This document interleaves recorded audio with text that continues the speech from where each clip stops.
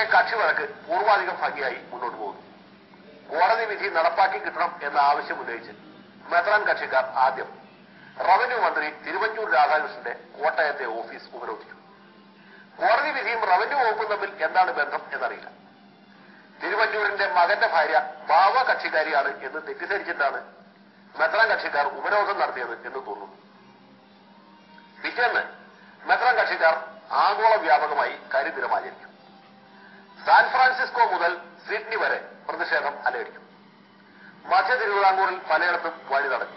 ആറന്മുള വള്ളസദ്യക്ക് പോയവരെ തടഞ്ഞു നിർത്തി മാർദ്ദിച്ചു. കൂട്ടത്തിൽ പുതുപ്പള്ളിയിൽ ഉമ്മൻചാണ്ടിയുടെ തറവാട്ട് വീടും ഉപരോധിച്ചു.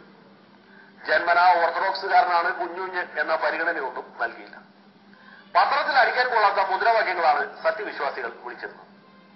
അഹിംസ പാർട്ടിക്കാർ ആത്മസംയമനം പുലർത്തിയതുകൊണ്ട് അടികലശൽ ഉണ്ടായില്ല. കൂട്ടത്തിൽ മനോരമ പത്രത്തിനെതിരെയും മുദ്രാവാക്യം വിളിയുണ്ടായി.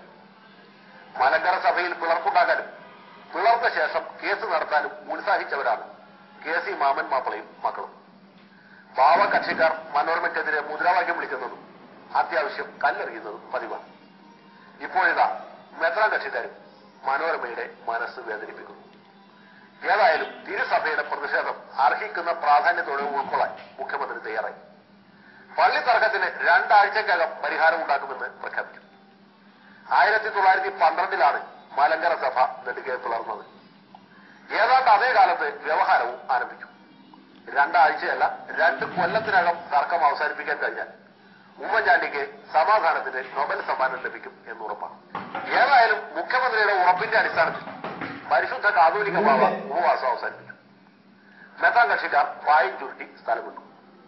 എന്നാൽ ബാവ കക്ഷിക്കാർ സമരം അവസാനിപ്പിക്കാൻ കൂട്ടാക്കിയിട്ടില്ല.